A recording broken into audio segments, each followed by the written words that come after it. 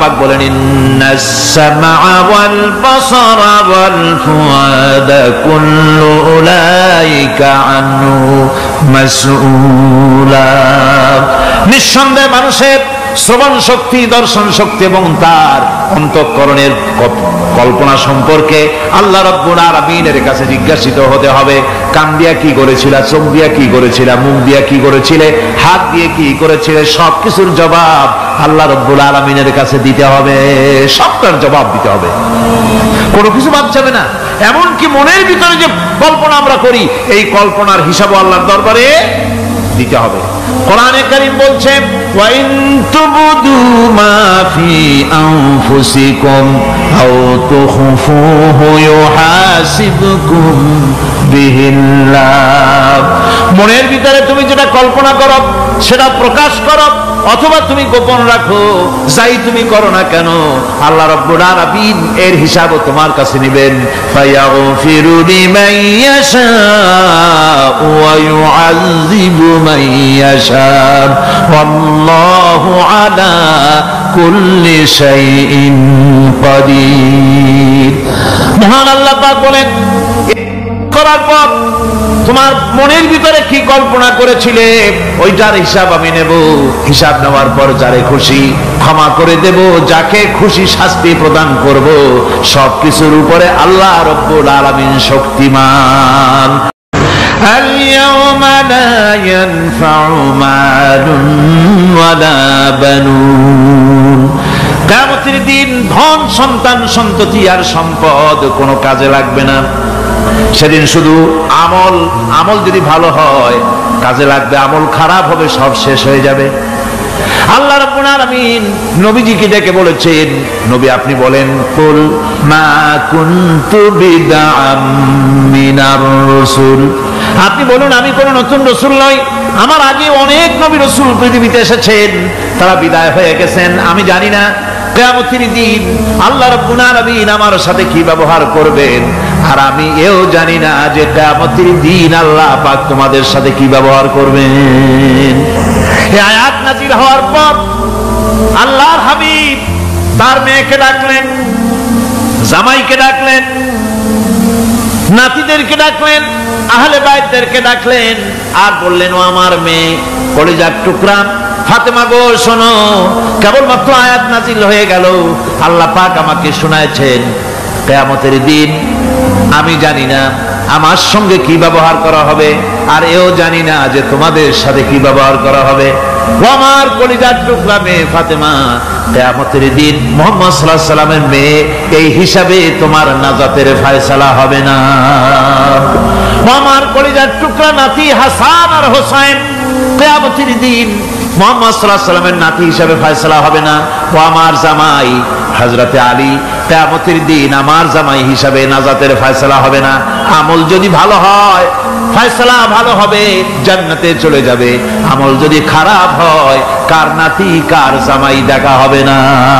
সুবহানাল্লাহ। কঠিন কিয়ামতের মাঠ। এই পরকালের বিশ্বাস যদি কলিজার মধ্যে ঢোকে মানুষ ভালো হয়ে যাবে। কোন সুবহানাল্লাহ। ওই যে মক্কার জীবনে ওই সমস্ত মানুষগুলি যারা চুরি করত, ডাকাতি করত, জিনা করত, বদমাশি করত, যারা শয়তানি করত, যারা মানুষকে খুন করত, এই মানুষগুলি এত ভালো হয়ে গেল, যারা চুরি ছেড়ে দিল, ডাকাতি ছেড়ে দিল, জিনা ব্যভিচার ছেড়ে দিল, এত ভালো হয়ে গেল, পৃথিবীর মধ্যে সেরা মানুষ তারা হয়ে গেলেন। জোরে বলেন সুবহানাল্লাহ। নবীর সাহাবীরা পৃথিবীর শ্রেষ্ঠ সন্তান, নবীর সাহাবীরা পৃথিবীর সেরা মানুষ, তাদের চাইতে সেরা মানুষ নবীদের পরে আর কেউ হতে পারে না। জোরে কোন সুবহানাল্লাহ। নবীর পরে পৃথিবীতে শ্রেষ্ঠ মানুষ কারা? সাহাবায়ে কেরাম রিদওয়ানুল্লাহি তাআলা আলাইহিম আজমাইন। চোখের নজরের হিসাব হবে, হাতের কাজের হিসাব হবে, পায়ের চলার হিসাব হবে, আপনার বলার হিসাব হবে, মুখে যা বলেছেন, যা করেছেন, হাত পাও দিয়ে যা করেছেন, সবকিছুর হিসাব হবে কিয়ামতের দিন। আল্লাহর দরবারে সবকিছু উপস্থিত হবে, কোনো জিনিস বাদ পড়বে না। ফামান ইয়ামাল মিসকালা যাররাতিন খায়রান ইয়ারা ومن يعمل مثقال ذرة شرا يره। ছোট্ট একটা ভালো কাজ যদি করো তাও হাজির করা হবে সামান্যতম ভালো কাজও তোমার বাদ পড়বে না, আর ক্ষুদ্রতম কোনো খারাপ কাজ করলে তাও উপস্থিত করা হবে, সব তোমার সামনে, কোনো জিনিস বাদ পড়বে না, সব দেখতে পাবে কিয়ামতের দিন। ভালো কাজটাও আর খারাপ কাজটাও আল্লাহর কাছে সেদিন আল্লাহ পাক মানুষের সামনে উপস্থিত করে দিবেন। আল্লাহ পাক বলছেন সেদিন এই জমিন তার ভিতরে যা লুক্কায়িত ছিল জমিন সব বের করে দেবে। কান্নাহুম জারাদুম মুনতাশির, টিড্ডি ফড়িংগুলি পোকাগুলি মাটির থেকে যেমন বেরোয়, এ মাটির ভিতরে যা আছে কিয়ামতের দিন সব মাটি বের করে দেবে। ইযা যুলজিলাতিল আরদু জিলজালাহা ওয়া আখরাজাতিল আরদু আসকালাহা ওয়া ক্বালাল ইনসানু মা লাহা। এই জমিনকে ঝাঁকি মারা হবে প্রবল এক ঝাঁকুনিতে এই পৃথিবীর মধ্যে যা কিছু আছে সব বেরিয়ে যাবে।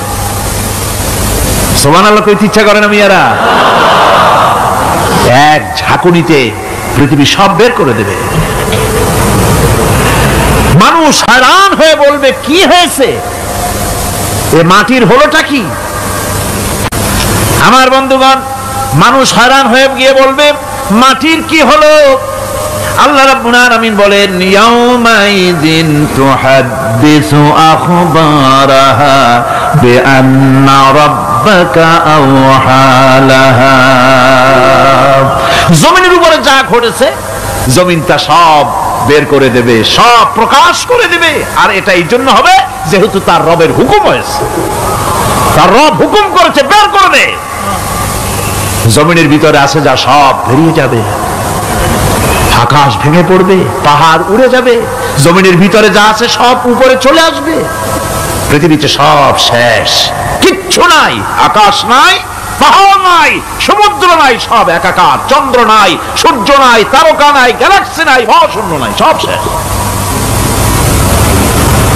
আল্লাহ রাব্বুল আলামিন সমস্ত ফেরেশতাদেরকে শেষ করে দিবেন, সকলের মওত হয়ে যাবে, কেউ আর থাকবে না, এমনকি হযরতে আজরাইল মালাকুল মউত তিনিও থাকবেন না, সব আল্লাহ রাব্বুল আলামিন মৃত্যু করে দিবেন। এরপরে আল্লাহ রাব্বুল আলামিন একা তিনি বলবেন ইয়া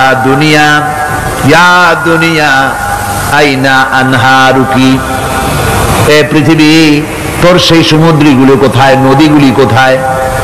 ইয়া দুনিয়া আইনা আশজারুকি, হে দুনিয়া তোমার গাছগুলি কোথায়? এত বন বনানি, এত গাছ ছিল।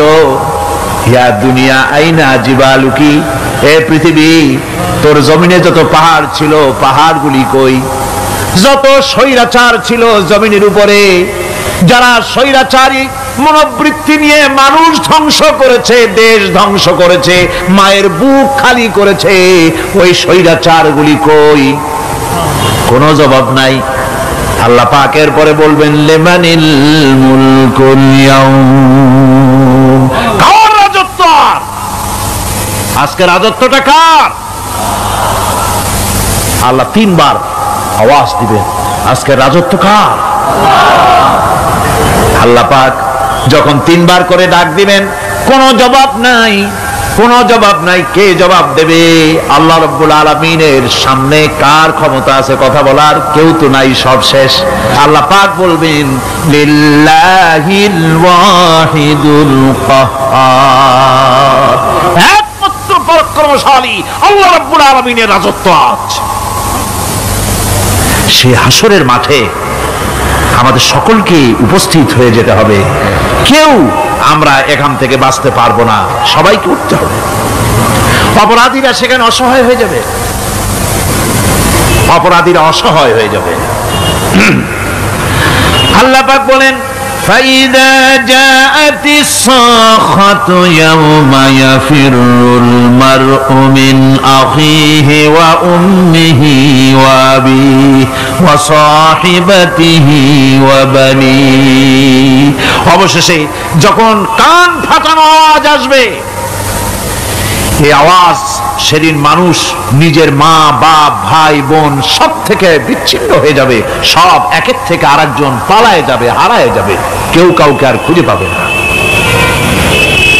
সেদিন ওই কিয়ামতের মাঠে বিভীষিকাময় দৃশ্য, মানুষ হয়রান হয়ে যাবে।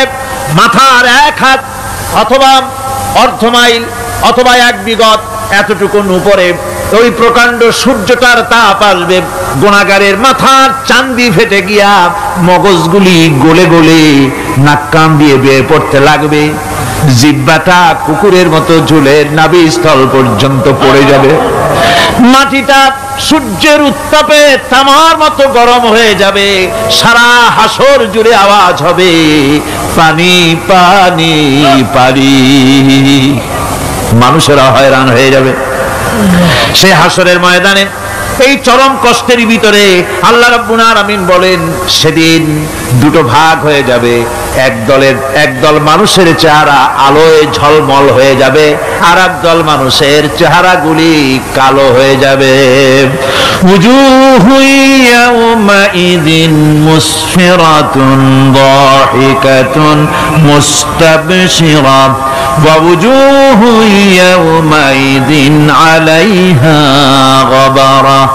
আল্লাহ পাক বলেন, এক শ্রেণীর মানুষের চেহারা হাস্যোজ্জ্বল ঝলমলে হয়ে যাবে, আর এক শ্রেণীর মানুষের চেহারাগুলি কালো হয়ে যাবে। তারহাকুহা কাতারা উলাইকা হুমুল কাফারাতুল ফাজারা। হাস্যোজ্জ্বল, স্বচ্ছন্দপূর্ণ, সুন্দর, উজ্জ্বল ঝলমলে চেহারা হবে ঈমান আনার কারণে, পরকালকে বিশ্বাস করার কারণে, আল্লাহ এবং রাসূলের কথা অনুযায়ী জীবন যাপনের কারণে চেহারাটা উজ্জ্বল হয়ে যাবে। আর আল্লাহর নাফরমানি, রাসূলের নাফরমানি, পরকালকে অস্বীকার করার কারণে কাফেরগুলির চেহারা, মুনাফিকগুলির চেহারা কালো হয়ে যাবে। তাদেরকে আলাদা করে দেওয়া হবে। ফামতাজুল ইয়াওমা আইয়ুহাল মুজরিমুন, মুজরিমদেরকে আলাদা করে দেওয়া হবে, দুইটা ভাগ হয়ে যাবে। এই চরম অবস্থা সৃষ্টি হবে কিয়ামতের ময়দানে। সেদিন রাসূল করিম সাল্লাল্লাহু আলাইহি ওয়াসাল্লাম উম্মতের জন্য সুপারিশ করবেন। সেই সুপারিশ যেন আমাদের করতে পারেন, সেজন্য আমাদেরকে তৈরি করতে হবে, সে ধরনের যোগ্য আমাদেরকে বানাতে হবে। বন্ধুগণ, এই পরকালীন জীবন, এর সম্ভাবনা, এটা যে হবে এবং সেই পরকালে আমাদের সকলকে যে উঠতে হবে, কিয়ামতে আল্লাহর কাছে জীবনের সবকিছুর জবাবদিহি করতে হবে, এই ভীতি সৃষ্টি করতে চায় আল্লাহ পাক মানুষের ভেতরে। আল্লাহ পাকের চাইতে মানুষের কল্যাণকামী আর কেউ আছে? চিল্লায় কোন আল্লাহর চাইতে, বিশ্ববাসীর সৃষ্টি জগতের কল্যাণকামী আল্লাহর চাইতে, রাসূলের চাইতে বেশি কেউ কি আছে? সে আল্লাহ পাক সব বলে দিলেন, ওপেন সিক্রেট করে দিলেন, সব গোপন ফাঁস করে দিলেন। কেমনে বিচার হবে, কেমনে কিয়ামত অনুষ্ঠিত হবে, কেমনে কি হবে, সব খুলে খুলে আল্লাহ পাক বলে দিলেন আমাদেরকে ভালো হওয়ার জন্য। কোরআনে কারীম বলছে, লাইসাল বিররা আন তুওয়াল্লু ওয়ুজুহাকুম কিবালাল মাশরিকি ওয়াল মাগরিব। পূর্ব পশ্চিমে মাথা ঘুরানো, সার নত করা, মাথা ঘুরানো, মুখ ঘুরানো, এটাই কিন্তু সৎ কাজ এবং পুণ্যবান হওয়ার, সৎ কাজ করার, নেককার হওয়ার জন্য যথেষ্ট নয়, বরং ওয়ালাকিন্নাল বিররা মান আমানা বিল্লাহি ওয়াল ইয়াউমিল আখির الذين يذكرون الله قياما وقعودا وعلى جنوبهم ويتفكرون في خلق السماوات والأرض। তারা বসা অবস্থায়, দাঁড়ানো অবস্থায় আমার প্রশংসা করে আর বলে, রব্বানা মা খালাকতা হাযা বাতিলান সুবহানাকা ফাকিনা আযাবান নার। আয় আল্লাহ পাক, তুমি কোনো কিছু খেল তামাশার বিষয়বস্তু করে তৈরি করো নাই, অতএব জাহান্নামের শাস্তি থেকে তুমি আমাকে রক্ষা করো। আল্লাহর নবী বলেছেন, আল্লাহর সৃষ্টি নৈপুণ্যতা সম্পর্কে যদি কোনো বান্দা 1 ঘন্টা ঘন্টা চিন্তা করে, 1 ঘন্টা যদি গবেষণা করে, চিন্তা করে, রব্বুল আলামিন তার আমলনামায় 60 বছরের নফল ইবাদতের সওয়াব লিখে দেন। জোরে বলেন সুবহানাল্লাহ। আর মানুষের সৃষ্টি আর পাথরও সৃষ্টি, পাথরও একটা মাখলুক, মানুষও মাখলুক। পাথরের সাথে মানুষের পার্থক্য কোথায়? পাথর আল্লাহর দরবারে হাত তুলতে পারে না, আল্লাহকে ডাকতে পারে না, মোনাজাত করতে পারে না। মানুষ ডাকতে পারে, হাত তুলতে পারে, তার হাত দেওয়া আছে। মানুষ হয়ে যদি আল্লাহর দরবারে হাত তুলতে না পারলেন, চোখের পানি যদি না ফেলতে পারলেন, আল্লাহ পাক বলছেন, ও নবী বলে দেন, আপনি বলুন তোমাদের দিয়ে কি প্রয়োজন আল্লাহর? লাউলা দুআউকুম, তোমরা যদি সেই আল্লাহকে যদি না ডাকো, যদি তার কাছে হাত না তোলো, তাহলে তোমাদের দিয়ে আল্লাহর দরকারটা কি? তোমাদেরকে রব্বুল আলামিন তৃণখণ্ডের মতো উড়িয়ে দিবেন, কোন মর্যাদা থাকবে না আল্লাহর কাছে। সুতরাং মর্যাদা পেতে হলে আল্লাহকে ডাকতে হবে, আল্লাহর কাছে চাইতে হবে। এভাবে করে আল্লাহ পাক তার বান্দাদেরকে নির্দেশ করছে। নবী করিম সাল্লাল্লাহু আলাইহি ওয়াসাল্লাম বলছেন, বনি ইসরাইলের 3 জন লোক একবার রওনা হয়েছিল কোথাও, যাওয়ার পথে তারা এক পাহাড়ি এলাকা দিয়ে যাচ্ছে, ঝড় শুরু হলো। ঝড়ের থেকে বাঁচার জন্য, আত্মরক্ষা করার জন্য তারা একটি গুহার মধ্যে আশ্রয় নিল। হঠাৎ করে বিশাল এক প্রস্তর খণ্ড উপার থেকে গলাতে গলাতে এসে গুহার মুখকে বন্ধ করে দিল। এখন 3 জন লোকের একজনও এখান থেকে বেরোবার আর কোনো পথ নাই। 3 জন লোক মরে যাবে, জীবন সম্পর্কে হতাশ হয়ে তারা কাঁদাকাটি শুরু করলো। মুরব্বী যিনি ছিলেন তিনি বললেন, কান্দা তো কোনো লাভ নাই, মরবো তো বটেই, কিন্তু আসো নেক আমল করে যদি কিছু থাকি, আল্লাহকে ভয় করে কোন আমল যদি করে থাকি, চলো সেই আমলটা দিয়ে আল্লাহ পাকের কাছে ওসিলা দিয়ে মাপ চাই। ওই যে সেদিন বলছিলাম, অবতাকু ইলাইহিল ওসিলা মানে পীর ধরা না, অবতাকু ইলাইহিল ওসিলা আয় আমলে সালেহ, নেক কাজের ওসিলা দাও। শুরু হয়ে গেল। একজন বলল, রব্বুল আলামিন তুমি জানো আমার একটা কৃতদাস ছিল, আমাকে না বলে সে পালিয়ে গেল, আর ফেরে না, বছরের পর বছর চলে যায়।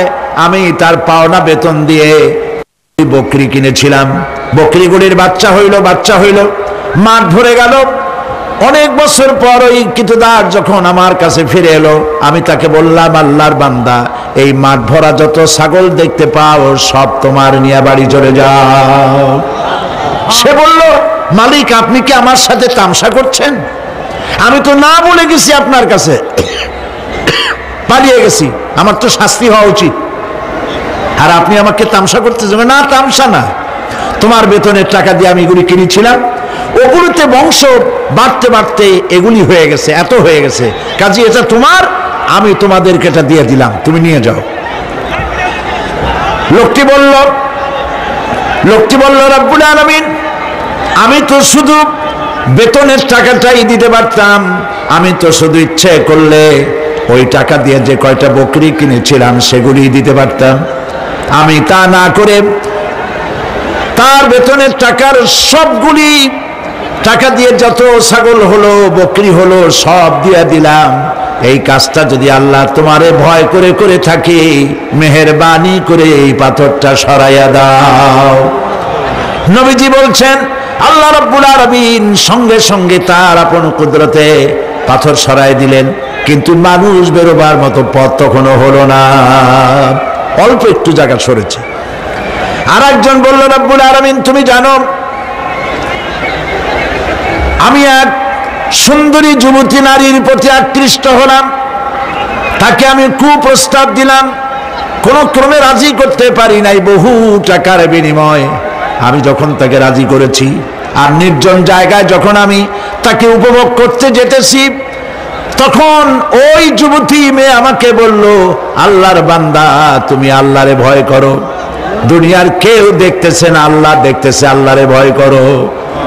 আর রব্বুল আলামিন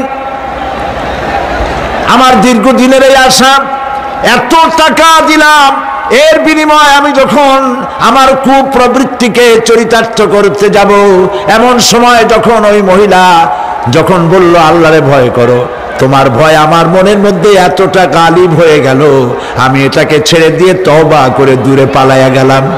আয় আল্লাহ তাআলা, এই কাজটি যদি তোমাকে ভয় করে করে থাকি, তাহলে তুমি মেহেরবানি করে পাথরটারে সরাইয়া দাও। নবীজি বলছেন সঙ্গে সঙ্গে পাথর আরো একটু সরে গেল। কিন্তু তখনও মানুষ বেরিয়ে যাওয়ার মতো পথ হয় নাই।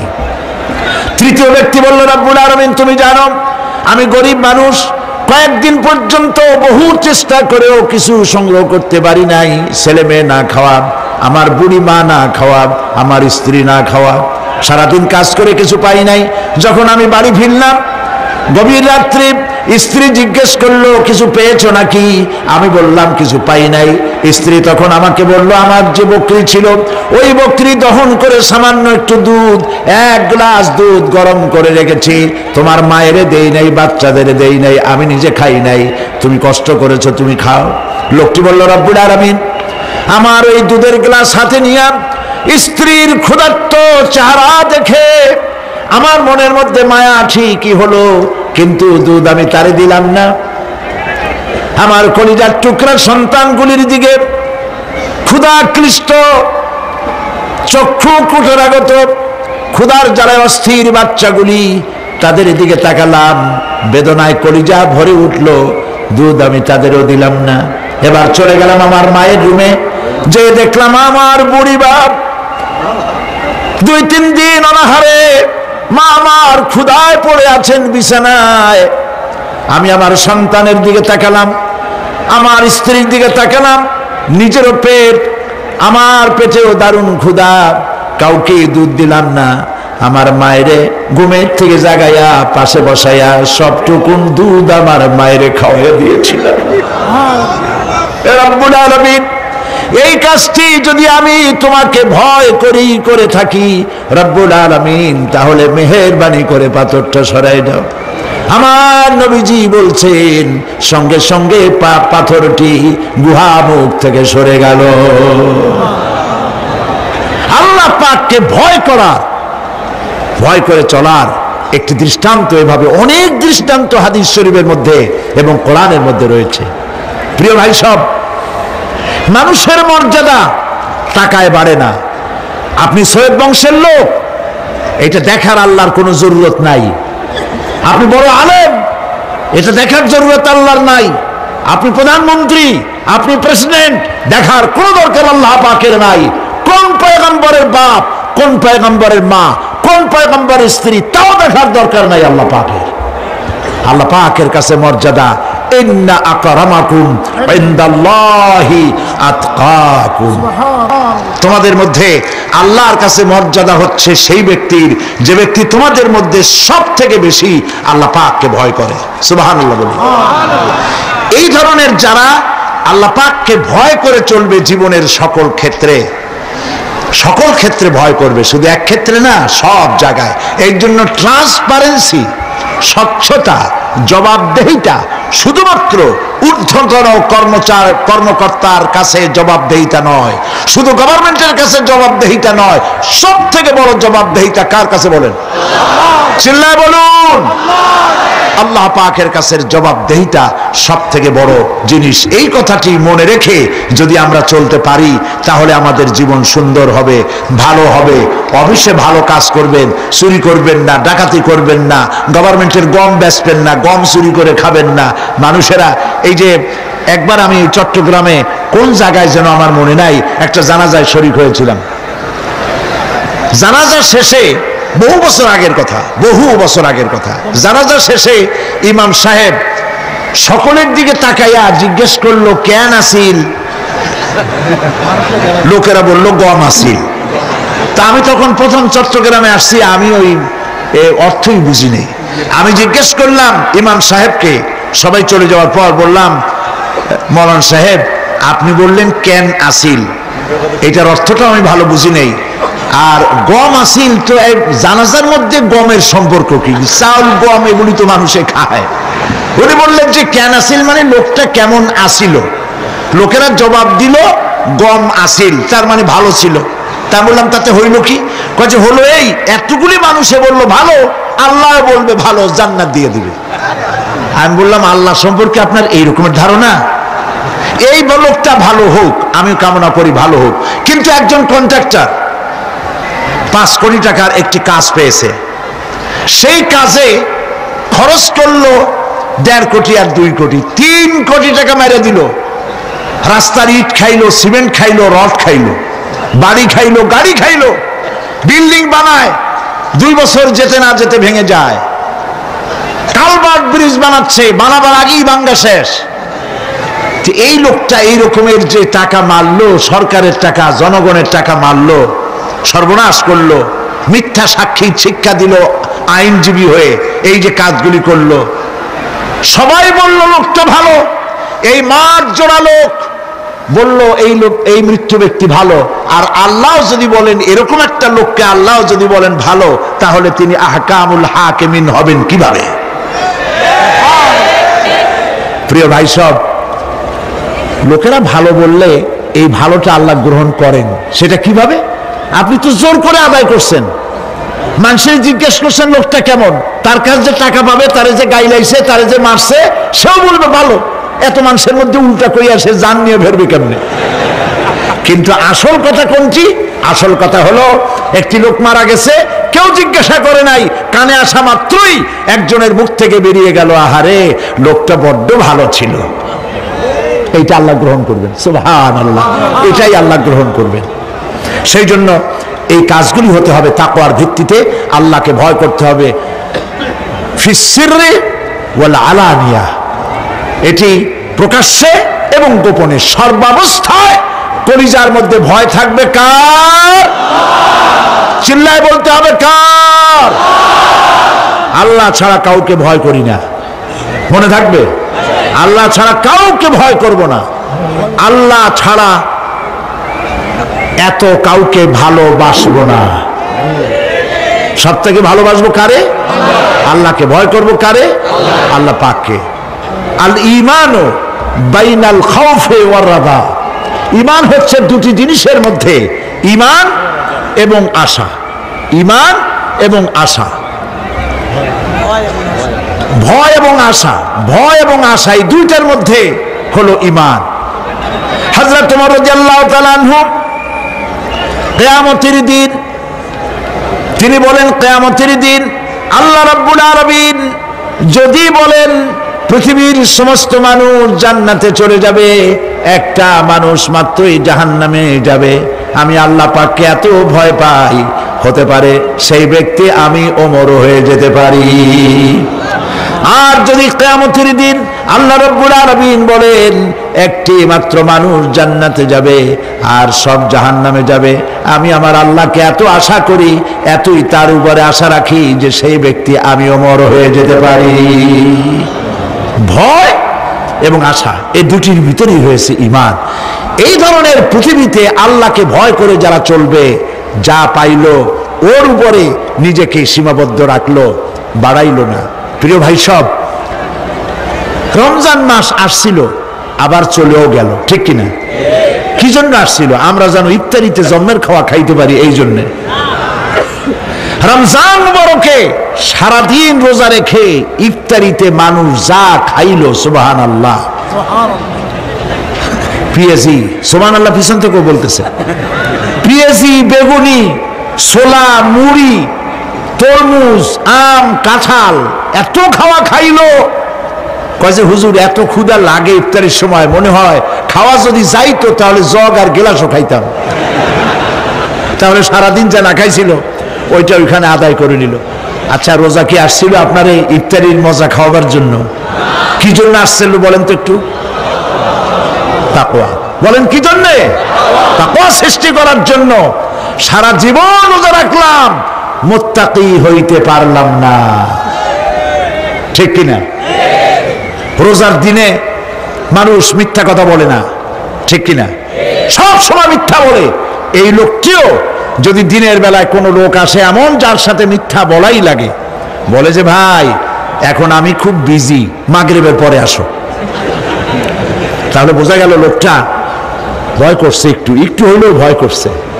রোজা আসলো ভয় সৃষ্টি করার জন্য, ভয় করতে পারলাম না, ওজনে কম দিলাম, খাদ্যে ভেজাল দিলাম, মিথ্যা কথা বললাম সমানে, প্রিয় ভাই সব, আল্লাহরে ভয় করুন। যারা ব্যবসায়ী ওজনে কম দিয়া প্রতিদিন 5 গ্রাম, আগে তো 6 টাকা বলতাম আমরা, এখন কি বলে গ্রাম, 20 গ্রাম 14 গ্রাম, তো এই যে গ্রাম 500 গ্রাম নানান রকমের গ্রাম, এই কয় গ্রাম করিয়া জীবনে কয় মন বাঁচাবেন, কয় মন বাঁচাবেন?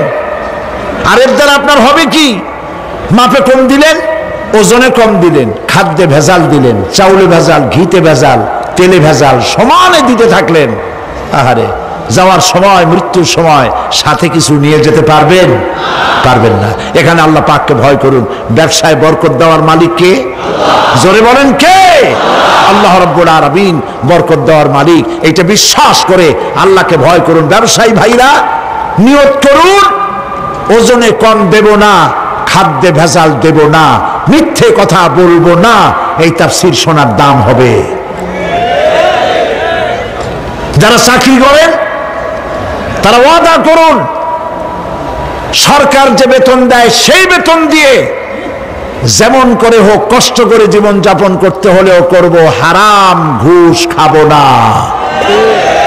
ঘুষ খাওয়া হারাম, শূকরের মাংস খাওয়া যেমন হারাম, ঘুষের একটি পয়সাও থেকে শুরু করে কোটি কোটি টাকা পর্যন্ত তেমন হারাম। এগুলো যদি বাঁচতে পারেন তাহলেই এর নাম হবে তাকওয়া। এটাকে আপনাকে বুঝতে হবে এইভাবে। পুলিশ দেখে না, এন্টি করাপশন ডিপার্টমেন্ট দেখে না, গোয়েন্দা বিভাগের কেউ দেখে না, কিন্তু আল্লাহর চোখে ফাঁকি দেওয়া যাবে না। এটার নাম হলো তাকওয়া। এই আল্লাহকে ভয় যদি করতে পারি তাহলে পরিচয় হবে মুত্তাকি। আর কোরআন আসছে মুত্তাকিদের জন্য। ইবাদত করলে পরে তাকওয়ার সৃষ্টি হবে, রোজা রাখলে পরে তাকওয়ার সৃষ্টি হবে। আল্লাহকে ভয় করাটার নামই হলো তাকওয়া। এই তাকওয়া যারা করবে, আল্লাহরে ভয় করবে, সেই বান্দাদের জন্য আল্লাহ পাক বলছেন, কি বলছেন? ইন্নালিল মুত্তাকিনা মাফাজা। এই মুত্তাকিদের জন্যই রয়েছে বিরাট সাফল্য কিয়ামতের দিন। সুবহানাল্লাহ। আল্লাহ পাক এদেরকে জান্নাত দিবেন। কি দিবেন বলেন? কোরআনে কারীমের মধ্যে আল্লাহ পাক এই পৃথিবীর বুকে যারা আরামের টাটকা সুখগুলি, আরামগুলি যারা বর্জন করে আল্লাহ রাব্বুল আলামিনকে বিশ্বাস করে যারা জীবন পরিচালনা করেছে, আল্লাহ পাক তাদের জন্য জান্নাত রেখেছেন এবং তাদের জন্য বলছেন, সাবিকু ইলা মাগফিরাতিন মির রাব্বিকুম ওয়া জান্নাতিন আরদুহা কা'আরদিস সামাই ওয়াল আরদ উইদ্দাত লিল্লাযীনা আমানু বিল্লাহি ওয়া রাসূলিহি। আল্লাহ পাক বলেন, প্রতিযোগিতা করো আল্লাহর মাগফিরাত কামনার জন্য আর জান্নাতে যাওয়ার জন্য প্রতিযোগিতা করো। আল্লাহর রহমত পাওয়ার জন্য সৎ কাজের প্রতিযোগিতা করো, তাহলে আল্লাহ রাব্বুল আলামিন তোমাদেরকে ক্ষমা করবেন আর তোমাদের জন্য এমন জান্নাত দিবেন যেই জান্নাত আকাশের বিশালতার, জমিনের বিশালতার মতো। এই বিরাট জান্নাত তোমাদেরকে দিবেন। এই জান্নাত চিরস্থায়ী সুখ এবং শান্তি জায়গা হবে। মাসালুল জান্নাতিল্লাতী উইদাল মুত্তাকুন ফিহা আনহারুম মিন মাইন গায়রি আসিনিন ওয়া আনহারুম মিন লাবানিন লাম ইয়াতাগায়্যার তা'আমুহু। আল্লাহ পাক বলছেন, জান্নাত আল্লাহ পাক ওয়াদা করেছেন মুত্তাকিদের জন্য। আল্লাহ পাক জান্নাত দিবেন যে জান্নাতের ভিতরে রয়েছে মধুর প্রস্রবণ, রয়েছে দুধের প্রস্রবণ, রয়েছে সেখানে স্বচ্ছ পানীয় পানির প্রস্রবণ রয়েছে। এই সুন্দর জান্নাত, ঝর্ণা ধারা আল্লাহ পাক সৃষ্টি করেছেন, বাগ বাগিচা দিয়ে ভরে রেখেছেন জান্নাত। সেই জান্নাতে জান্নাত হবে এয়ার কন্ডিশন, রৌদ্রের তাপ হবে না সেখানে, রৌদ্রের খরতাপ হবে না সেখানে, ঠান্ডার প্রচন্ডতা থাকবে না। কিরকম হবে জায়গাটা? আল্লাহ পাক বলছেন, মুত্তাকিনা আলাল আরাইকি লা ইয়ারাউনা ফিহা শামসান ওয়ালা জামহারিরা ওয়া দানিয়াতান আলাইহিম যিলালুহা ওয়া যুল্লিলাত কুতুফুহা তাযলীলা। আল্লাহ পাক এমন জান্নাত রেখেছেন, সেই আল্লাহ পাক সেই জান্নাতের ভিতরে জান্নাতীরা ঠেস লাগায়া মুখোমুখি অবস্থায় তারা সেখানে বসবে, আর জান্নাতীদের মনের মধ্যে কোনো দুঃখ থাকবে না, পেরেশানি থাকবে না। পৃথিবীতে মানুষের দুঃখ থাকে, পেরেশানি থাকে, সেখানে কোনো দুঃখ আর পেরেশানি থাকবে না। সেই জায়গাটা হবে শীতাতপ নিয়ন্ত্রিত, না শীত না গরম, চির বসন্ত বিরাজ করবে। জান্নাতীরা সেখানে থাকবে। এই সুন্দর জান্নাত আল্লাহ পাক রেখেছেন মুত্তাকীদের জন্য। সুবহানাল্লাহ। কাফেরদের জন্য জান্নাত হয়েছে, জাহান্নাম হবে চিরকাল। খালিদিনা ফিহা আবাদান, চিরকাল কাফেরেরা জাহান্নামে থাকবে। সর্বশেষ যে ব্যক্তি জাহান্নাম থেকে মুক্তি লাভ করবে তাকে আল্লাহ পাক বলবেন, ফেরেশতাদেরকে বলবেন, আমার ফেরেশতারা আমার এই বান্দাকে জান্নাত এবং জাহান্নামের মাঝখানে রেখে দাও। জান্নাত এবং জাহান্নামের মাঝখানে লোকটি যখন থাকার জায়গা পাবে, সে জান্নাতের দিকে তাকায়া দেখবে আর কাঁদতে থাকবে। আল্লাহ পাক জিজ্ঞেস করবেন, বান্দারে যুগের পর যুগ ধরে জাহান্নামে কেঁদেছো, আমি রব্বুল আলামিন জাহান্নাম মাফ করে দিয়া জান্নাত জাহান্নামের মাঝখানে রেখে দিয়েছি, আযাব থেকে যে বেঁচে গেছো, এখন কাঁদো কেন? লোকটি বলবে, রব্বুল আলামিন কান্দি এই কারণে, জাহান্নাম থেকে মাফ করেছো, তোমার শুকরিয়া আদায় করি। জান্নাত তো আমার কপালে নাই, কিসমতে নাই, কিন্তু জান্নাত আমি এখান থেকে দেখতে পাচ্ছি। জান্নাতের সুঘ্রাণ আমার নাকে আসতেছে, কপালে নাই যাওয়ার। আমি কাঁদি এই জন্য, তুমি যদি মেহেরবানি করে আমাকে জান্নাতের দরজার কাছে একটু দাঁড় করায় দিতা, প্রাণ ভরে তোমার জান্নাতের দৃশ্যটা একটু দেখতাম। আল্লাহ পাক তার আরজি পূরণ করবেন, বলবেন যাও। ফেরেশতাদের বলবেন, এর জান্নাতের দরজার কাছে দাঁড় করায় দাও। জান্নাতের দরজার কাছে দাঁড়িয়ে লোকটি আবার কান্না শুরু করবে। আল্লাহ পাক প্রশ্ন করবেন, এবার কান্দো কেন? লোকটি বলবে, রব্বুল আলামিন কান্দি এই কারণে, জান্নাতের এই দরজায় দাঁড়ায়া জান্নাতের অফুরন্ত নেয়ামত কিছুই ভালো করে দেখা যায় না, শুধু অল্প জায়গা দেখি। যদি তুমি আমারে দয়া করে জান্নাতের মাঝখানে দাঁড় করায় দিতা, চতুর্দিকে তাকায়া তাকায়া দেখা কলিজারে ঠান্ডা বানাইতাম। তবে আমি ওয়াদা করি, জান্নাতের কোনো নাজ নেয়ামত, কোনো ফল আমি খাবো না, ধরবো না, ছুঁইব না। একটুখানি মেহেরবানি করে মাঝখানে দাঁড় করায় দাও, জানদারে ঠান্ডা করি। আল্লাহ রাব্বুল আলামিন ফেরেশতাদের বলবেন, আমার এই বান্দারে জান্নাতের মাঝখানে দাঁড় করাইয়া দে। আল্লাহর নবী বলেন, জান্নাতের মাঝখানে দাঁড়িয়ে লোকটি আগের চাইতে আরো জোরে চিৎকার মেরে কাঁদতে থাকবে। আল্লাহ পাক বলবেন, বান্দারে কি হলো তোর? দরজার কাছে আসতে চাইছো রে, আইনা দিলাম। আবার এবার মাঝখানে আসতে চাইছো, তাও এনে দিয়েছি, আবার কান্দো কেন? লোকটি বলবে, রব্বুল আলামিন এবার কান্দি এই জন্যে, তুমি যখন দয়া করে একটিবার জান্নাতের মাঝখানে এনে আমাকে দাঁড় করায় দিয়েছো, তুমি রহমান রহিম গফুরুর রহিম, এই জান্নাত থেকে আবার আর বাইর করে দিও না। আল্লাহ রাব্বুল আলামিন বলবেন, ও আমার বান্দারে, আমার এই জান্নাত তোর খুব পছন্দ হয়েছে নাকি? লোকটি বলবে, রব্বুল আলামিন কলিজা ঠান্ডা হয়ে গেছে, ভাবতেও পারি না এই জান্নাত এত সুন্দর। আল্লাহ পাক বলবেন, বান্দারে এরকম একটি নয়, দুইটা নয়, তোর জন্য আমি 10টা জান্নাত এরকম রিজার্ভ করে রাখছি। সুবহানাল্লাহ।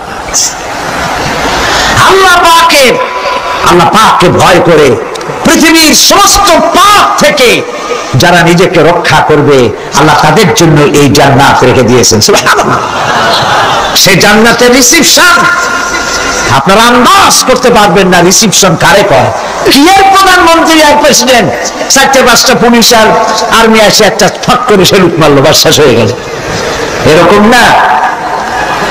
জান্নাতীদেরকে রিসিপশন দেওয়া হবে। জান্নাতীরা যখন আল্লাহর হুকুমে জান্নাতের দিকে যেতে লাগবে, আর যখন জান্নাতের কাছে চলে যাবে আল্লাহ রাব্বুল আলামিন শোনায় দিচ্ছেন হাত্তা ইদা জাউহা ফুতিহাত আবওয়াবুহা ওয়া ক্বালা লাহুম খাজানাতুহা সালামুন আলাইকুম তিবতুম ফাদখুলুহা খালিদিন। সুবহানাল্লাহ। জান্নাতীরা যখন জান্নাতে প্রবেশ করার দরজার মুখোমুখি হবে দ্বার রক্ষীগণ তখন বলবে সালামুন আলাইকুম, আল্লাহর শান্তি তোমাদের উপরে বর্ষিত হোক। সুবহানাল্লাহ। দুনিয়ার টাটকা টাটকা সুখগুলি দুই পা দিয়ে ছেড়ে দিয়েছো, টাটকা সুখগুলি গ্রহণ করো নাই, হারাম খাও নাই, আল্লাহ দ্বীন কায়েমের জন্য রক্ত দিয়েছো, জীবন দিয়েছো, কষ্ট করেছো, আল্লাহকে ভয় করেছো, আমাদের সালাম গ্রহণ করো, জান্নাতের মধ্যে ঢুকে যাও চিরকালের জন্য। সুবহানাল্লাহ। আর বাইর হওয়া লাগবে না, চিরকাল এই জান্নাতের মধ্যে তোমরা বসবাস করতে পারবে, আল্লাহ রাব্বুল আলামিনের ফেরেশতারা বলে দিবেন। জান্নাতের মধ্যে আল্লাহ পাক হুরদের সঙ্গে জান্নাতীদের বিয়ের ব্যবস্থা করে দিবেন। কোরআনে কারীমে আল্লাহ পাক বলেন মুত্তাকিইনা আলা সুরুরিন মাসফুফাতিন ওয়া যাওয়াজনাহুম বিহুরিন আইন। সামনাসামনি ভাবে সাজানো সারি সারি আসন সমূহের উপর তারা ঠেস লাগায় বসে থাকবে, আর আল্লাহ রাব্বুল আলামিন হুরদের সাথে জান্নাতীদের বিয়ের ব্যবস্থা করে দিবেন। যেসব হুরের সঙ্গে বিয়ে হবে তাদের আল্লাহ পাক বিবরণ দিচ্ছেন কি রকম হবে তারা। লাম ইয়াতমিসহুন্না ইনসুন ওয়ালা জান, এর পূর্বে জিন এবং ইনসান এদেরকে কেউ স্পর্শ করে নাই। কিরকম তারা? কাআন্নাহুন্নাল ইয়াকুতু ওয়াল মারজান, যেমন ঝিনুকের ভিতরে মণিমুক্তা থাকে এইভাবে আল্লাহ পাক তাদেরকে পবিত্র করে রেখে দিয়েছেন। আমার প্রিয় ভাইরা, আল্লাহ রাব্বুল আলামিন কোরআনে কারীমের ভিতরে বলেছেন ফাবিআইয়ি আলা'i রাব্বিকুমা তুকাযযিবান। জান্নাত দান করে আল্লাহ পাক এবার জান্নাতীদেরকে সম্বোধন করে বলবেন ইয়া ইবাদি লা খাউফুন আলাইকুমুল ইয়াওমা ওয়ালা আনতুম তাহজানুন। হে আমার বান্দারা, লা খাউফুন আলাইকুমুল ইয়াওম, আজ আর কোনো ভয় নাই। সুবহানাল্লাহ, সুবহানাল্লাহ। আজ আর কোনো ভয় নাই, কোনো চিন্তাও নাই, আরামে এই জান্নাতের মধ্যে বসবাস করো। এরপরে আল্লাহ পাক জিজ্ঞেস করবেন ও আমার জান্নাতীরা, আমি যেসব ওয়াদা করছিলাম আমার ওয়াদা মোতাবেক সমস্ত নিয়ামত পেয়েছো? তারা বলবে হ্যাঁ পেয়েছি, সব নিয়ামত আপনার ওয়াদা মোতাবেক সব পেয়েছি। আল্লাহ রাব্বুল আলামিন বলবেন সব পাও নাই, ওয়ানাদাইনা মাজিদ, আমার কাছে আরো বেশি আছে। সুবহানাল্লাহ, আমার কাছে আরো বেশি আছে। জান্নাতীরা বুঝবে না সে আরো বেশিটা কি, এর থেকে আর বেশি কি। প্রিয় ভাই সব, নবী করিম সাল্লাল্লাহু আলাইহি ওয়াসাল্লাম বলেছেন জান্নাতের সুখ আর শান্তি কোন চোখ নাই যা দেখেছে, যা কোন অন্তঃকরণ নাই যা কল্পনা করতে পেরেছে। এই জান্নাত মুত্তাকিদের জন্য আল্লাহ রাখছেন। সুবহানাল্লাহ। জান্নাতীরা ভাবতেও পারবে না সেই নিয়ামতগুলি কি। প্রিয় ভাই সব, সেই মুহূর্তে আল্লাহর নবী মুহাম্মদুর রাসূলুল্লাহ সাল্লাল্লাহু আলাইহি ওয়াসাল্লাম বলবেন রব্বুল আলামিন, আমার উম্মতেরা জান্নাতীরা বুঝতে পারে নাই আপনার কাছে কি নিয়ামত আরো বেশি আছে। আমার এই উম্মতেরা জান্নাতীরা আপনার ওয়াদা মোতাবেক সব পেয়েছে, কিন্তু একটি জিনিস এখনো তাদের কিসমতে হয় নাই। সেই জিনিসটা হলো যারা তার রবকে না দেখে শুধু কোরআন আর হাদিসের কথা শুনে আরবের ঘুম হারাম করে তাহাজ্জুদের নামাজ আদায় করেছিল, চোখের পানি ফেলেছিল। যারা জান্নাত দেখে নাই, জাহান্নাম দেখে নাই, আপনাকে ভয় করে যারা জীবন পরিচালনা করেছিল, যারা আপনাকে দেখে নাই, না দেখে শুধু কোরআন হাদিস বিশ্বাস করে যারা অকাতরে নিজেদের জীবন বিলায় দিয়েছিল, এই জান্নাতীরা এখন পর্যন্ত তার রবকে দেখতে পারে নাই। আল্লাহ রাব্বুল আলামিন তার সামনে থেকে 70,000 পর্দা সরে যাবে। আল্লাহ পাক বান্দাদের আরজি পুরা করার জন্য জান্নাতীদের সামনে তিনি জালোয়া ফরজ হবে। কোরআন শরীফের ভিতর আল্লাহ পাক বলেন, জান্নাতীরা তারা আল্লাহর দিকে, জান্নাতীরা তার রবের দিকে তাকিয়ে থাকবে, আর রব তার বান্দাদের দিকে তাকায়া থাকবে। প্রাণ ভরে জান্নাতীরা রবকে দেখবে, সুবহানাল্লাহ, আল্লাহ পাককে দেখবে। প্রাণ খুলে আজ দোয়া করি রব্বুল আলামিন, জান্নাতের যেই পরিবেশে, যেই জায়গায় তুমি দয়া করে তোমার গোলামদেরকে তুমি নিজেই দর্শন দিবে, দেখা দিবে। মনিব গো, ও আমাদের রব, আজ এই বিশাল জনসমুদ্র নিয়ে তোমার দরবারে আবেগ ভরা কণ্ঠে বলি, যে অনুষ্ঠানটি তুমি এমন মুবারক অনুষ্ঠান করবে যেখানে তুমি জান্নাতীদেরকে দেখা দিবে, ওই জান্নাতের কোন একটি, ওই অনুষ্ঠানের কোন একটি কোনায় কানায় আমাদেরকে দাঁড় করাইয়া দেখান তুমি। প্রিয় ভাই সব, আল্লাহ রাব্বুল আলামিন মানুষের সামনে এত সব নিয়ামত রেখেছেন, এই জান্নাত দান করবেন। এরপরে আল্লাহ রাব্বুল আলামিন কোরআনে কারীমের মধ্যে বলেছেন, রব্বিস সামাওয়াতি ওয়াল আরদি ওয়া মা বাইনাহুমার রাহমানি লা ইয়ামলিকুনা মিনহু খিতাবা। এসব পুরস্কার রয়েছে তোমাদের সেই রবের পক্ষ থেকে যিনি আকাশ আর জমিনের মালিক। সুবহানাল্লাহ বলবেন না? যার সামনে কথা বলার ক্ষমতা কারো হবে না। এটি একটি মারাত্মক কথা। কিয়ামতের দিন আল্লাহর দরবারে কেউ কথা বলতে পারবে না আল্লাহর নির্দেশ ছাড়া। একটি আকীদা পরিষ্কার করে নিয়ে যান আপনাদের, সে আকীদাটা এভাবে পরিষ্কার করুন, কোন পীর সাহেব, কোন খাজা বাবা, কোন মাওলানা, কোন মুহাদ্দিস, কোন বুজুর্গ আপনাকে সুপারিশ করতে পারবে না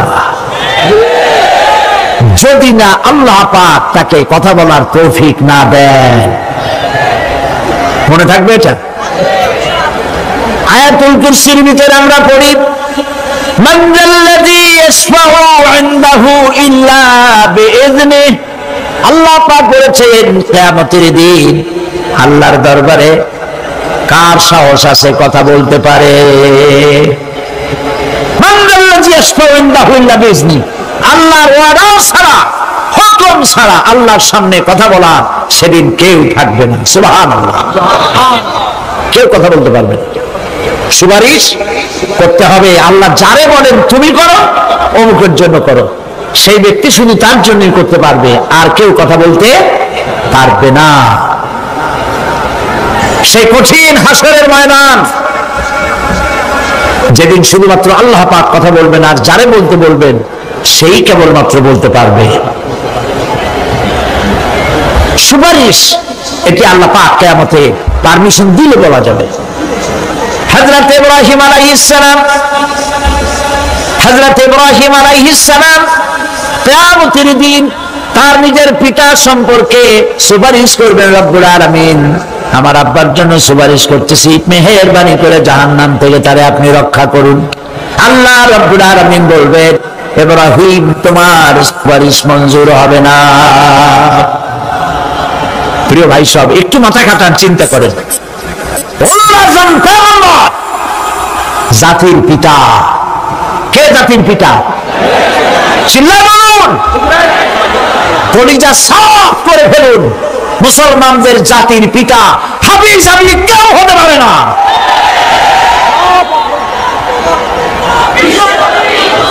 মিল্লাতা আবিকুম ইব্রাহিম,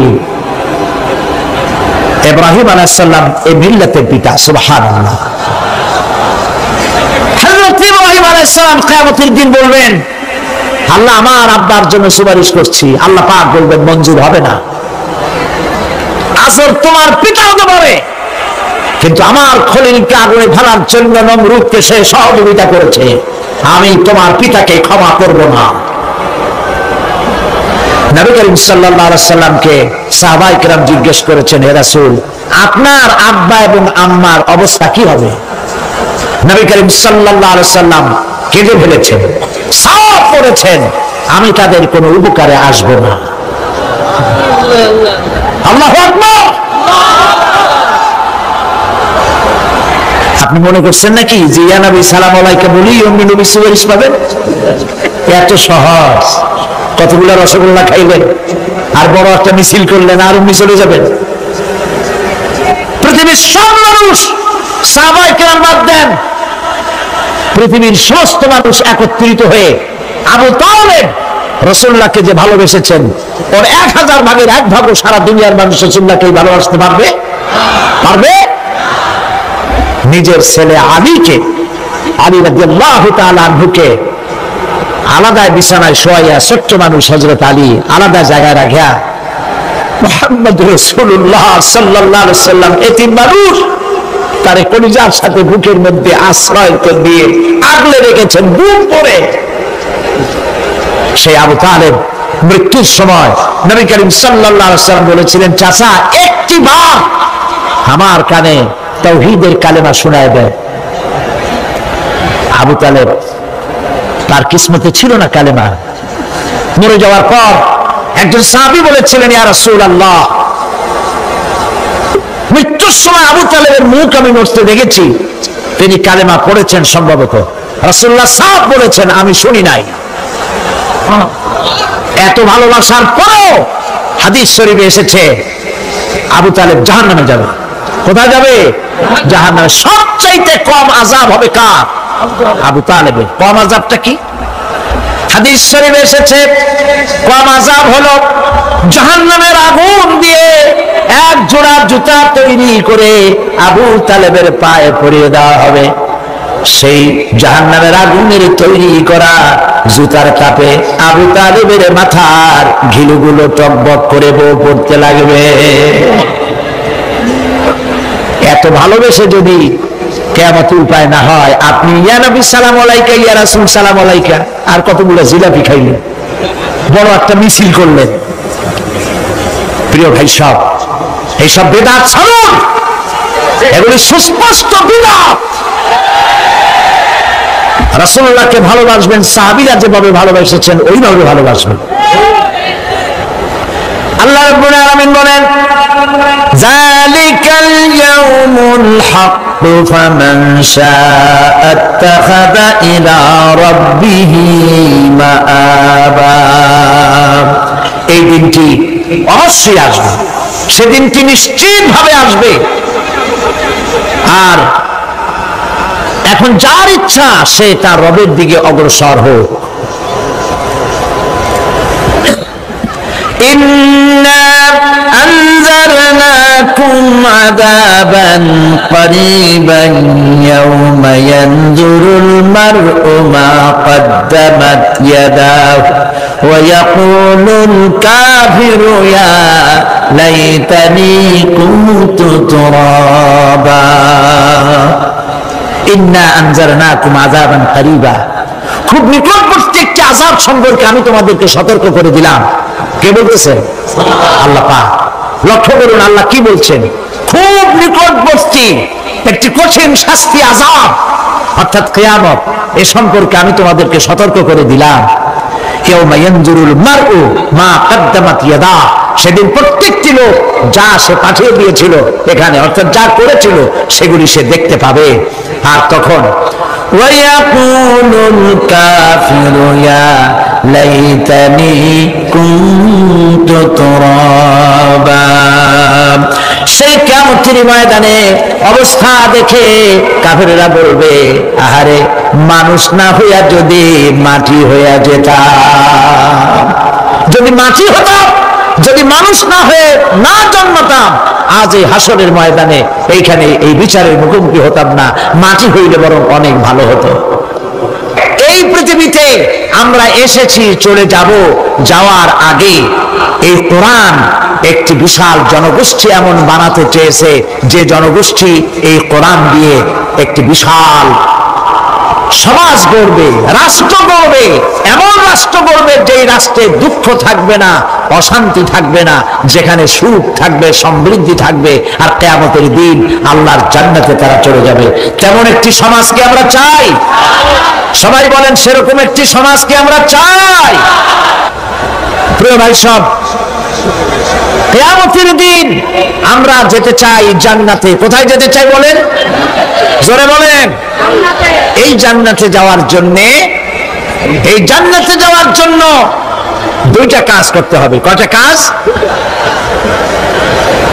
আল্লাহ রাব্বুল আলামিন বলেন, ফামান কানা ইয়ারজু লিকাআ রাব্বিহি ফালইয়ামাল আমালান সালিহান ওয়া লা ইউশরিক বিইবাদাতি রাব্বিহি আহাদা।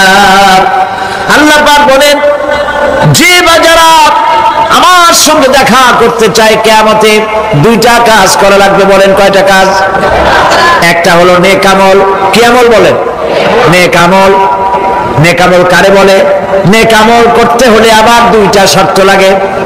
এক নম্বরে কাজটা করতে হবে আল্লাহরে খুশি করার জন্য। কারে খুশি করার জন্য? একটা মাদ্রাসা বানাইছি যাতে লোকেরা বলে যে বড় একটা মাদ্রাসা বানাইছে, এই জন্য মাদ্রাসা বানাবেন, মসজিদ বানাবেন, হসপিটাল বানাবেন, যা কিছু করেন নিয়ত হবে আল্লাহকে খুশি করা। নিয়ত হবে কারে খুশি করা? আল্লাহ পাককে খুশি করা। এই হলো নেক আমলের প্রথম শর্ত, কাজ হবে আল্লাহকে খুশি করার জন্য। দুই নম্বরে কাজটি হতে হবে সুন্নতে নববী সাল্লাল্লাহু আলাইহি ওয়াসাল্লামের উপরে। মনে রাখবে, দাড়ি রাখবো কেন রাখবো? রাসূলের সুন্নাত। রাখবো কারে খুশি করার জন্য? আল্লাহকে খুশি করার জন্য। রাখবো কার মতো? রবীন্দ্রনাথের মতো, কার্ল মার্কসের মতো, কবির মতো নয়। রাখতে হবে কার মতো? নবীর মতো। বুঝে নেন, কাজটা হতে হবে আল্লাহকে খুশি করার জন্য। দুই নম্বরে কাজটা হতে হবে সুন্নতে নববী সাল্লাল্লাহু আলাইহি ওয়াসাল্লামের উপরে হতে হবে। তাহলে এই হলো এক নম্বর। জান্নাতে যাওয়ার জন্য, আল্লাহর সাথে দেখা করার জন্য এক নম্বরের কাজ হলো নেক আমল। বলেন এক নম্বরের কাজ কি? দুই নম্বরের কাজ ওয়ালা ইউশরিক বিইবাদাতি রাব্বিহি আহাদা। আল্লাহ রাব্বুল আলামিনের ইবাদতের সাথে কাউকে শরীক স্থাপন করা যাবে না। আমরা যারা মুসলমান, অধিকাংশ মুসলমান শিরকের ভিতরে মুবতালা হয়ে আছে। বিশ্বাস করেন কিনা বলেন? কাফেররা তো মুশরিক আছে, ওরা তো মুশরিক আছেই, কিন্তু আমরা মুসলমানেরা আমাদের আমলের মধ্যে, আমাদের অজান্তে সবের নিয়তে অনেক শিরক আমরা করে বসি। নাউজুবিল্লাহ। বলেন নাউজুবিল্লাহ। এই জন্য আমি বারবার সতর্ক করি, নিজেকেও করি, আপনাদেরকেও করি। এই কারণে করি, শিরকের গুনাহ আল্লাহ মাফ করবেন না। ইন্না শিরকা লাযুলমুন আযীম। শিরক মস্ত বড় অপরাধ, জুলম, আল্লাহ মাফ করবেন না। আল্লাহর কাছে কান্দে কান্দে মাপ চাওয়া লাগবে যে আল্লাহ শিরক থেকে আমাকে রক্ষা করো, বাঁচাও।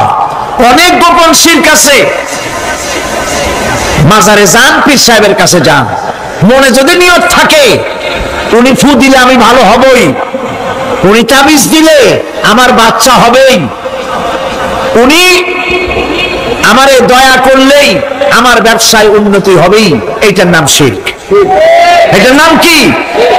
ওয়াইজা সাআলতা ফাসআলিল্লাহ ওয়াইজা ইসতাআনতা ফাসতাইন বিল্লাহ। যা বলার আল্লাহরে বলো, আর যা চাওয়ার কার কাছে চাও? চিল্লায় বলেন। কলিজাটাকে পরিষ্কার করে দেন আজকের মাহফিলে। এই কলিজায় কারো প্রতি কোনো ভয় রাখবো না আল্লাহ ছাড়া। ভয় করবো কারে বলেন? মহব্বত আল্লাহ ছাড়া, এত বেশি মহব্বত আর কাউকে করবো না। আল্লাহ তাআলা আমাদের কলিজায় তোমার ভয় এবং মহব্বত দিয়ে ভরে দাও। রাসূলের মহব্বত দিয়ে আমাদের দিলকে ভরে দাও। বিশ্বাস করুন ভাই সাহেব, কোরআন শরীফ আমার সামনে, বিশ্বাস করুন, দেশি পীর বিদেশি পীর, খাজা বাবা দেশি এবং বিদেশি, কেউ আপনার ভাগ্য বদলাই দিতে পারবে না। এই পিছনে দৌড়ায় দৌড়ায় কোনো লাভ নয়। এতক্ষণ মসজিদের ভেতরে বসে আল্লাহর কাছে কাঁদেন।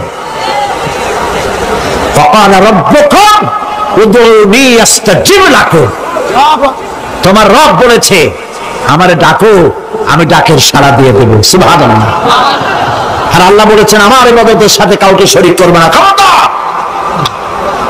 আলাইসাল্লাহু বিকাফিন আবদা। আল্লাহ প্রশ্ন করছেন, আলাইসাল্লাহু বিকাফিন আবদা, আমি কি আমার বান্দার জন্য যথেষ্ট নই? চিল্লায় বলুন অবশ্যই যথেষ্ট। আবার বলেন অবশ্যই যথেষ্ট। কলিজা সাফ করে ফেলেন। সম্রাট শাহজাহান, দিল্লির সম্রাট, হাবিজাবি সম্রাট না, দিল্লির সম্রাট। এখন কোথায়? কবরের মধ্যে। কবি বলতেছেন, শাহনে জাহাं को जिन्हें फक्र से देते थे बाज, शाहने जहां को जिन्हें फक्र से देते थे बाज, वाज कब्र में है सूरह अलहम्दु की मोहताज। সারা ভারতবর্ষ যারা ট্যাক্স দিয়ে নিজেকে সৌভাগ্যবান বলে মনে করত, সে আজ কবরের মধ্যে ভিক্ষুকের মতো সূরা আলহামদুর মতো একটি সূরার মুহতাজ হয়ে ভিক্ষুকের মতো শুয়ে আছে। সম্রাট শাহজাহান মসজিদে বসে আছে, এক ফকির ঘুরতেছে। লোকেরা কয় ছোটবেলা থেকেই তোমার খয়রাত করতে দেখলাম, ভিক্ষা কি জীবনেও যাবে না তোমার? লোকটি বলছে আমি ভিক্ষা করবো ছাড়া আমার উপায়টা কি? এই লোকটি আমি ভিক্ষা করা ছাড়া করবো কি? লোকেরা তো আমার 60 টাকা 50 টাকা 100 টাকা দেয় না, 4 আনা 5 আনা 1 টাকা এই আমার দেয়, এই দিয়ে আমি বড় লোক হবো কেন? লোকটি বলছে আচ্ছা দেখো, তুমি তো জায়গা মতো যাইতে পারো না, বাদশার কাছে যাও, এমন দেওয়া দেবে জীবনে আর খয়রাত করা লাগবে না। তো বাদশার কাছে কি খয়রাতি যাইতে পারে কোনোদিন? হ্যাঁ এখন পারবা। কেমনে? সম্রাট শাহজাহান এখন একা একা মসজিদে আছেন। তখনকার এসব বাদশারা অনেকে নামাজি ছিলেন, দিনদার ছিলেন। ফকির দরজার কাছে দাঁড়াইয়া দেখতে পাচ্ছে কেউ নাই, দেহরক্ষীরা দূরে দূরে দাঁড়ানো। বাদশাহ মসজিদের ভেতরে বসে হাত তুলে ঝুলতেছে আর কাঁদতেছে, চোখের পানি দিয়া দাঁড়িয়ে ভিজে ভিজে পড়ছে। এই দৃশ্য অনেকক্ষণ দেখলো ফকির। কিছুক্ষণ পর সম্রাট শাহজাহান মসজিদ থেকে বেরিয়ে আসছে। ফকির বলছে আসসালামু আলাইকুম হুজুর। তিনি বললেন ওয়ালাইকুম আসসালাম, চলে গেল। বাচ্চা বলল আমার কাছে তো কেউ আইসা কিছু না চাইয়া তো যায় না, এর দেখলাম খয়রাতির মতো কিছু চাইলো না, বেটা ভয় করলো নাকি? হ্যাঁ এদিকে আসো। আসছে। ভয় পাইছো? কয় না ভয় পাইনি। তো কিছু যে চাইলে না? ফকির বলছে জাহাপানা সত্যিই কিছু চাইতে আসছিলাম, তারপর চাইলে না কেন? ফকির বলছে জাহাপানা সারা জীবন ভিক্ষা করেছি, আর আজ দিল্লির সম্রাটের কাছে বেশি পাওয়ার লোভে এসেছি না, কিন্তু আপনার দশা দেখা আমার জ্ঞানের চোখ খুলে গেছে। আমি লক্ষ্য করে দেখলাম আমি সম্রাটের কাছে চাইতে এসেছি, হাত তুলি নাই, বিনয় প্রকাশ করি নাই, চোখের পানি ফেলি নাই, কিন্তু লক্ষ্য করে দেখলাম দিল্লির সম্রাট আমার চাইতেও বড় ভিক্ষুকের মতো। আবার কোন সম্রাটের কাছে হাত তুলে কান্দে? আমার জ্ঞানের চোখ খুলে গিয়েছে, আমি বুঝতে পেরেছি সম্রাট কান্দে যেই সম্রাটের কাছে, তারে ছাড়া আর কারো কাছে জীবনে চাইব না। এই কথাই সূরা ফাতিহায় প্রত্যেকদিন পড়ি, বুঝি না কি পড়ি। ইয়াকা না'বুদু ওয়া ইয়াকা নাস্তাঈন। আয় আল্লাহ, একমাত্র তোমার গোলামি করি আর তোমার কাছে সাহায্য চাই, তুমি ছাড়া কারো কাছে সাহায্য চাই না। কলিজা সাফ করুন। কোন মরা পীর, কোন জিন্দা পীর আপনার মনের আশা পুরা করতে পারবে না, পারবে না, পারবে না।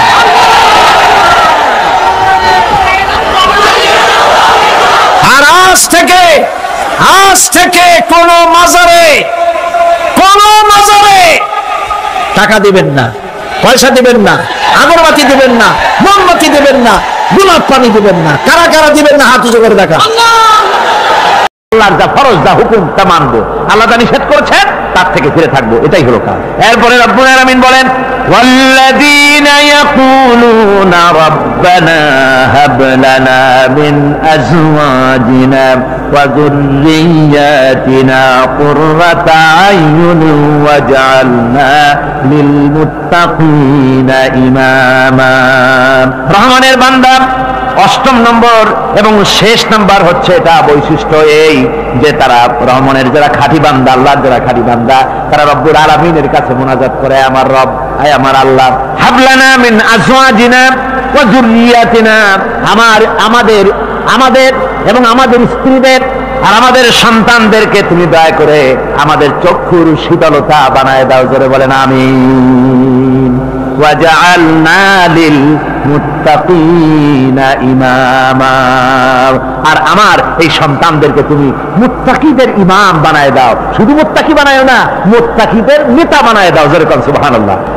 এই সূরাটা এইটা তখনকার কথা যখন এই মুমিনদের মক্কি সূরা তো এটা, যখন মক্কা শরীফে দেখা গেল যে মুসলমানেরা যিনি ইসলাম কবুল করেছেন তার বাপ কাফের, যিনি ইসলাম কবুল করেছেন কারো বাপ কাফের, কারো মা কাফের, কারো সন্তান কাফের, কারো মেয়ে কাফের, কারো জামাই কাফের, সব প্রিয়জনেরা কুফরি হালতে আছে। আর এগুলি দেখে তাদের চক্ষুর মধ্যে কাঁটা বিঁধতেছিল, চক্ষু জর্জরিত হয়ে যাচ্ছিল। নিজের সন্তানের চেহারা যত ভালো হোক, সন্তান যতই শিক্ষা দীক্ষা থেকে যতই উন্নত আর ভালো হোক না কেন, সে যদি জাহান্নামের দিকে অগ্রসর হতে থাকে, কোন নেককার ইমানদার পিতার মনে তার সান্ত্বনার কারণ হতে পারে না। সে তখন আল্লাহর দরবারে, আল্লাহ পাক বলেন ওই মুমিন বান্দারা আমার কাছে দোয়া করে যে রব্বুল আলামিন আমার সন্তানদেরকে, আমার স্ত্রীদেরকে আমার চক্ষের শীতলতা বানাও, তাদের আমল আখলা কেমন বানাও যাতে আমাদের চক্ষু ঠান্ডা হয়ে যায়। জোরে বলেন আমিন, জোরে বলেন আমিন। সন্তানদের জন্য আল্লাহর কাছে দোয়া করতে হবে। আপনারা দেখেন, চোখের সামনে দেখতে পাচ্ছেন সন্তান সিনেমায় যাচ্ছে, সন্তান নামাজ পড়ে না, সন্তান রোজা রাখে না, সন্তান মানুষের তৈরি করা মতাদর্শের পেছনে স্লোগান দিচ্ছে, দৌড়াচ্ছে, আর আপনি পিতা হয়ে তাকে ঠেকাচ্ছেন না। ওই ছেলে তো জাহান্নামে যাচ্ছে, আপনার দরদ হওয়া উচিত, ওই ছেলেকে ফিরানো দরকার আর আল্লাহর কাছে দোয়া করা দরকার। আমার বন্ধুগণ, দোয়া আল্লাহ নিজেই শিখাই দিচ্ছেন, দোয়া করো। পড়েন আমার সাথে, রব্বানা হাব লানা মিন আজওয়াজিনা ওয়া যুররিয়্যাতিনা কুররাতা আয়ুনিন ওয়াজআলনা লিল মুত্তাকিনা ইমামা। উলাইকা ইউজজাউনাল গুরফাতা বিমা সাবারু ওয়া ইউলাক্কাউনা ফিহা তাহিয়াতান ওয়া সালামা। আল্লাহ পাক বলেন এই সব লোকদের জন্য তারা যে সবর করেছিল, সেই সবরের কারণে আমি তাদের উত্তম জাযা দান করব। আর তাদের জন্য ফেরেশতারা চতুর্দিক থেকে ফেরেশতারা তাদের জন্য সম্বোধন করবে, তাদেরকে সম্বর্ধনা দিবে, ফেরেশতারা তাদের সম্বর্ধনা দিবে। ওয়াল মালাইকাতু ইয়াদখুলুনা আলাইহিম মিন কুল্লি বাবিন সালামুন আলাইকুম বিমা সাবারতুম ফানি'মা উকবাদ-দার। চতুর্দিক থেকে ফেরেশতারা আসতে থাকবে আর তারা সালাম দিতে থাকবে, তাদেরকে সম্বর্ধনা দেবে বেহেশতীদেরকে, আর বলবে তোমাদের জন্য এই পরকালের এই ঘরটা, এই জায়গাটা কতই না উত্তম করে আল্লাহ তৈরি করে রেখেছেন। বলেন সুবহানাল্লাহ। সালামুন আলাইকুম। আল্লাহ বলছেন উলাইকা ইউজজাউনাল গুরফাতা বিমা সাবারু, তোমরা যে সবর এখতিয়ার করেছিলে সেজন্য আজকে তোমাদের জন্য আমি এই বিরাট নিয়ামত তোমাদের জন্য রেখেছি। দিনকে চালু করতে গেলে, ইসলামী আন্দোলন করতে গেলে বিপদ আসে, আর সেই বিপদে সবর এখতিয়ার করতে হয়। কত ভয় আসে, লোভ আসে, কত কিছু আসে। এগুলিকে উপেক্ষা করে যারা ইসলামী আন্দোলনের জন্য নফসের খাহেশকে আরামকে হারাম করে দিয়ে আন্দোলনে যারা ঝাঁপিয়ে পড়তে পারে তাদের জন্য আল্লাহ পাক এই সমস্ত নেয়ামত রেখে দিয়েছেন। কুল মা ইয়াবাউ বিকুম রাব্বি লাউলা দুআউকুম ফাকাদ কাযযাবতুম ফাসাউফা ইয়াকুনু লিজামা। ও নবী, আপনি এদেরকে বলেন, আপনি এই লোকগুলিকে বলেন যে তোমাদের ব্যাপারে আল্লাহর কি প্রয়োজন পড়েছে যদি তোমরা আল্লাহকে নাই ডাকো, আল্লাহর কাছে যদি দোয়া না করো, যদি হাত না পাতো, আল্লাহ কি যদি না ডাকো, তাহলে তোমাদের কি আল্লাহর দরকার নেই? ফাকাদ কাযযাবতুম, তোমরা তো অস্বীকার করে চলছো। ফাসাউফা ইয়াকুনু লিজামা, খুব তাড়াতাড়ি করে তোমরা বুঝতে পারবে, এমন অবস্থা, এমন আযাব আসবে যে তখন তোমাদের প্রাণ বাঁচানোই দায় হয়ে পড়বে। আমার বন্ধুগণ, একটা মানুষের সাথে আর মানুষের সৃষ্টি আর পাথরও সৃষ্টি, পাথরও একটা মাখলুক, মানুষও মাখলুক। পাথরের সাথে মানুষের পার্থক্য কোথায়? পাথর আল্লাহর দরবারে হাত তুলতে পারে না, আল্লাহকে ডাকতে পারে না, মোনাজাত করতে পারে না। মানুষ ডাকতে পারে, হাত তুলতে পারে, তার হাত দেওয়া আছে। মানুষ হয়ে যদি আল্লাহর দরবারে হাত তুলতে না পারলেন, চোখের পানি যদি না ফেলতে পারলেন, আল্লাহ পাক বলছেন, ও নবী বলে দেন, আপনি বলুন তোমাদের দিয়ে কি প্রয়োজন আল্লাহর?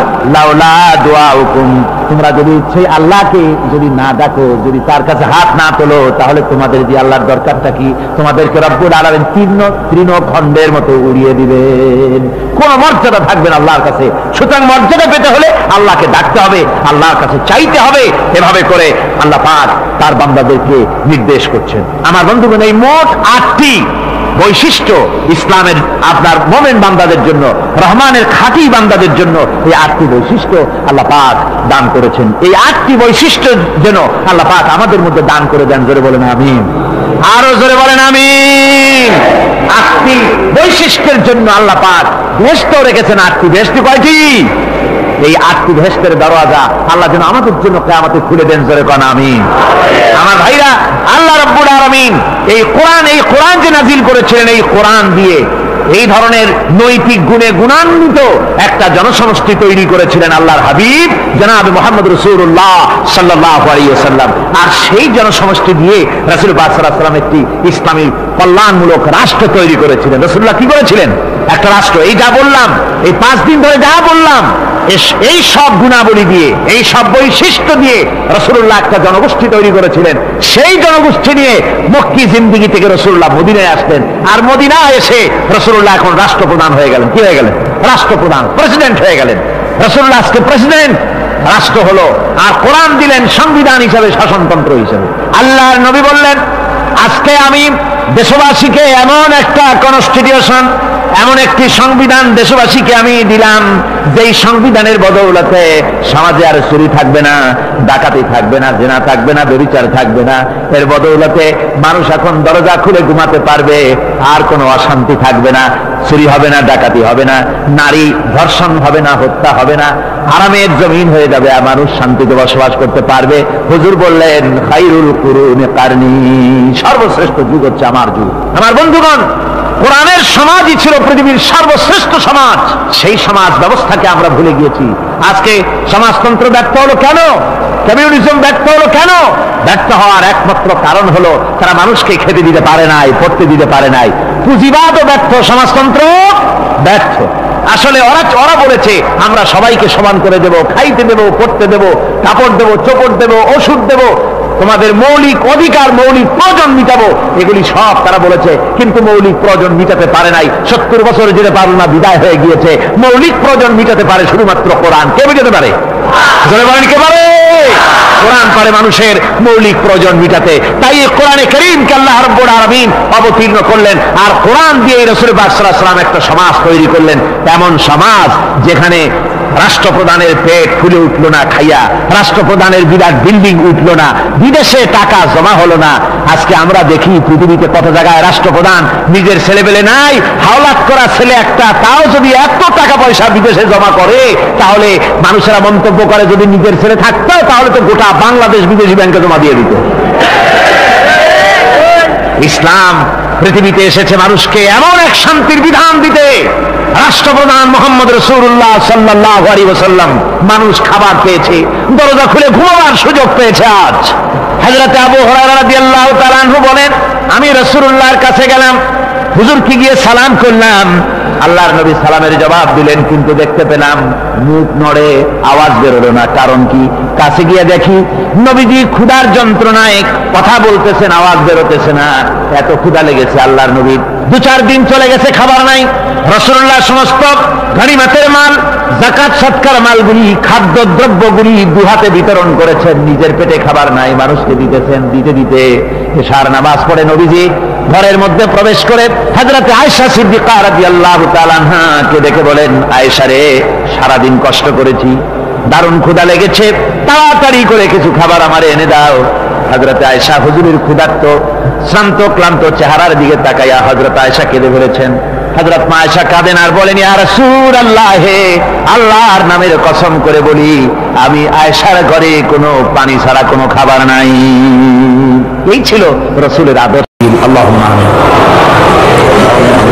ربنا ظلمنا أنفسنا وإن لم تغفر لنا وترحمنا لنكونن من الخاسرين ربنا لا تزغ قلوبنا بعد إذ هديتنا وهب لنا من لدنك رحمة إنك أنت الوهاب ربنا فاغفر لنا ذنوبنا وكفر عنا سيئاتنا وتوفنا مع الأبرار ربنا وآتنا ما وعدتنا على رسلك ولا تخزنا يوم القيامة إنك لا تخلف الميعاد أي الله ربنا العالمين বিশাল এই জনতা নিয়ে তোমার দরবারে হাত তুলেছি রব্বুল আলামিন।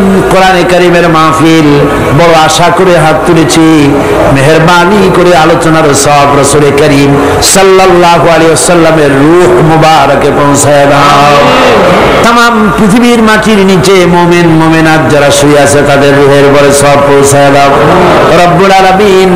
আমাদের মা বাপ যাদের দুনিয়া থেকে বিদায় হয়ে গেছে, কবরগুলিকে জান্নাতের টুকরা বানায়া দাও। রব্বির হামহুমা কামা রব্বায়ানি সগীরা। সবাই পড়েন, রব্বির হামহুমা কামা রব্বায়ানি সগীরা। আল্লাহ আমাদের মা বাপ যাদের বেঁচে আছে স্বাস্থ্য ভালো রাখো আল্লাহ, তাদেরকে হায়াতে তাইয়্যিবা দাও, সেহাতে কুল্লিয়া দাও, খাতিমা বিল খাইর করো রব্বুল আলামিন। কোরআনে কারীমের মাহফিলে বড় আশা করে আমরা হাত তুলেছি, আমাদের জিন্দেগির সকল গুনাহ খাতা মাফ করে দাও। আয় আল্লাহ তাআলা, জীবনে বহু গুনাহ করেছি, গুনাহ করে করে জীবনটাকে নষ্ট করে ফেলেছি। আয় আল্লাহ, তুমি দয়া করে মেহেরবানি করে আমাদের জিন্দেগির গুনাহ মাফ করে দাও রব্বুল আলামিন। না বুঝে সওয়াব মনে করে অনেক শিরক বিদআত আমরা করেছি, মনে করেছি ওতে সওয়াব হবে, আমরা বুঝি নাই। আল্লাহ আমাদের ভুল বুঝানো হয়েছে, নিজেরাও ভুল বুঝেছি। এভাবে সওয়াবের নিয়তে শিরক বিদআত আমাদের মধ্য থেকে যা হয়েছে আল্লাহ দয়া করে তুমি আমাদেরকে ক্ষমা করে দাও। আয় আল্লাহ, আমাদেরকে দয়া করে শিরক এবং বিদআত মুক্ত জীবন যাপনের তৌফিক দিয়ে দাও রব্বুল আলামিন। এত বড় বিরাট তাফসীরুল কোরআন মাহফিল, লক্ষ লক্ষ টাকার প্রয়োজন আল্লাহ, টাকা পয়সার অভাব নাই রব্বুল আলামিন। তুমি গানি আর আমরা ফকির। আয় আল্লাহ, এই শহরেতে এমন লোক আছে একজনই মাহফিলের খরচ দিয়ে দিতে পারে। আল্লাহ, তোমার বান্দাদের দিল তুমি নরম বানাইয়া দাও। কোরআনের মাহফিল কোন বছর ঋণগ্রস্ত থাকে নাই, এবারও যেন থাকে না। আল্লাহ, বাজেট যা আছে তার চাইতে বেশি তুমি মেহেরবানি করে জোগাড় করে দাও রব্বুল আলামিন। আরেকটা দোয়া তোমার দরবারে করি, চেসনিয়ার বজনিয়া শেষ হয়ে গেল আল্লাহ, ওদের সাথে আমাদের রক্তের সম্পর্ক নাই, ওদের সাথে আমাদের আত্মীয়তার সম্পর্ক নাই, ওদের সাথে আমাদের শুধু ইমানের সম্পর্ক। আল্লাহ, ওদেরকে মেরে মেরে কাফেররা শেষ করে দিল মাবুদ।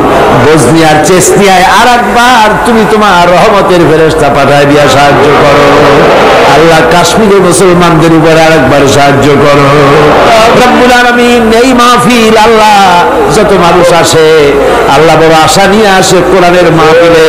অনেকের রোগ ব্যাধি আছে, তাদের ধারণা কোরআনের মাহফিলে দোয়া কবুল হয়। আল্লাহ তুমি দয়া করে এই ধারণা তুমি মঞ্জুর করে নাও। যার যত রোগ আছে, বালাই আছে, ব্যাধি আছে, আল্লাহ সকলকে মাফ করে দাও। সুবহান রাব্বিকা রাব্বিল ইজ্জাতি আম্মা ইয়াসিফুন ওয়া সালামুন আলাল মুরসালিন আলহামদুলিল্লাহি রাব্বিল আলামিন। ওয়াজআল আখিরা কালিমাতিনা ইনদাল মাউত লা ইলাহা ইল্লাল্লাহু মুহাম্মাদুর রাসূলুল্লাহ। আসসালামু আলাইকুম ওয়া রাহমাতুল্লাহ।